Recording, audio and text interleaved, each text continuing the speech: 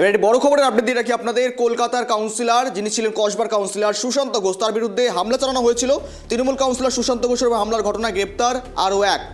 দমদম বিমানবন্দর থেকে গ্রেপ্তার অন্যতম অভিযুক্ত। সমস্ত বিষয়ে আপডেট নেব। আমার সঙ্গে রয়েছে আমার সহকর্মী টেলিফোনে অব্রদীপ। অব্রদীপ, একেবারেই তৃণমূল কাউন্সিলর সুশান্ত ঘোষের উপর হামলার ঘটনায় গ্রেপ্তার মাস্টার মাইন্ড, তোমার কাছে আপডেট কি রয়েছে? একদম দেখো, তৃণমূল কাউন্সিলর সুশান্ত ঘোষের উপরে গুলি চালানোর অভিযোগ উঠেছিল এবং সেই অভিযোগের পরিপ্রেক্ষিতে বেশ কয়েকজনকে গ্রেপ্তার করা হলেও মূল চক্রীকে কিন্তু ধরতে পারছিল না পুলিশ।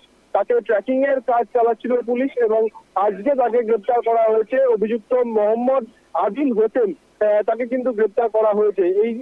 এই মোহাম্মদ আদিল হোসেন সে এই খুনের অভিযোগে অন্যতম মাস্টার মাইন্ড ছিলেন, তেমনটাই কিন্তু পুলিশ সূত্রে খবর পাওয়া যাচ্ছে। রবিবার দমদম বিমানবন্দরের ইমিগ্রেশনের সময় পুলিশ তাকে গ্রেপ্তার করে এবং তুমি জানো তার বিরুদ্ধে লুকআউট নোটিশ জারি করেছিল কলকাতা পুলিশ এবং সেই লুকআউট নোটিশ কিন্তু কলকাতা বিমানবন্দরের কাছেও পাঠিয়েছিল কলকাতা পুলিশের আধিকারিকরা। সেখান থেকেই কিন্তু আজকে গ্রেপ্তার করা হয়েছে। এয়ারপোর্ট থানার পুলিশ তাকে গ্রেপ্তার করেছে এবং আজকেই তাকে কিন্তু আদালতে পেশ করা হবে, তেমনটাই কিন্তু পুলিশ সূত্র মারফত জানা যাচ্ছে। অর্থাৎ অপ্রদীপ, এই মূল মাস্টার মাইন্ডের গা ঢাকা দিয়েছিল কলকাতাতেই, শহরেই রীতিমতো, তেমনটাই যেখান থেকে লুকআউটের পর গ্রেপ্তার করা হলো।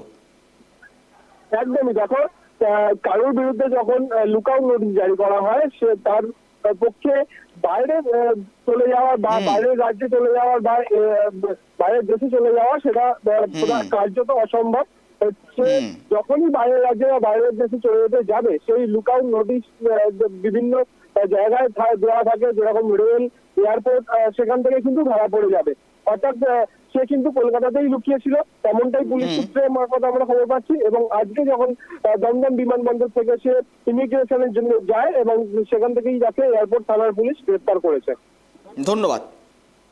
দমদম বিমানবন্দর থেকে গ্রেপ্তার মূল অভিযুক্ত সুশান্ত ঘোষের উপর হামলার ঘটনায় তৃণমূল কাউন্সিলর গ্রেপ্তার মূল অভিযুক্ত মোহাম্মদ আলিদ হোসেন বিরুদ্ধে জারি ছিল লুকআউট নোটিশ এবং সেখানে মোহাম্মদ আদিল হোসেনকে গ্রেপ্তার করে এয়ারপোর্ট থানার পুলিশ এবং সেখানে বিমানবন্দরে ইমিগ্রেশনের সময় ধরা পড়ে যায় আদিল হোসেন।